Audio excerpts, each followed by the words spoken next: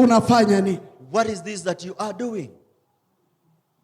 Ndio maana mambo yako yamechelewa. And that's why there has been so much delay in your life. Ndio maana haufikii kwa hatima yako. That's why you do not get your destiny.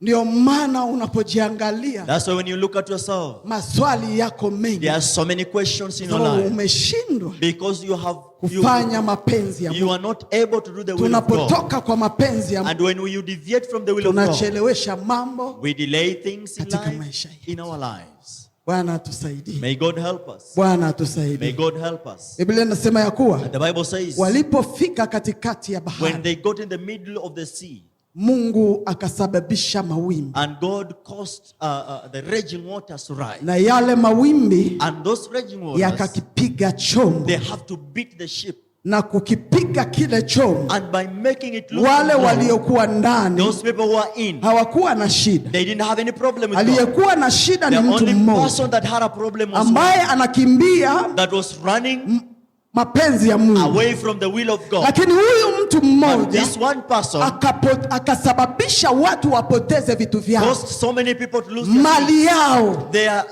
wealth. Lakini yeye amekaa mahali, but he's seated somewhere, anakaa tu anatulia, and he's seated. Lakini hao watu wanajiuliza, mbona shida inaendelea? Why is this problem? Mbona mambo yanaendelea? Why is this? Kuna wakati maishani lazima ukae chini, hata hizi mahitaji.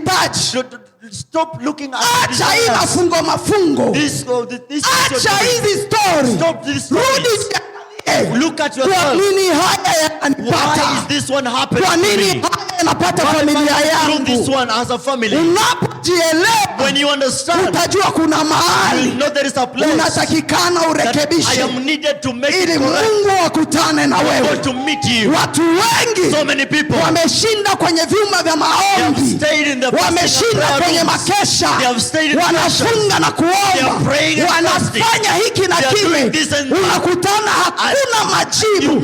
Lakini jiangalie, ni wapi ulikosana na Mungu? Afadhali kukosana na shetani, kwa maana utaenda kwa Mungu, Mungu atakupigania. Lakini ukikosana na Mungu, utaenda wapi? Where will you run to? Utaenda wapi? Where will you run to? Nani atakuokoa hapo? Who shall save you from there?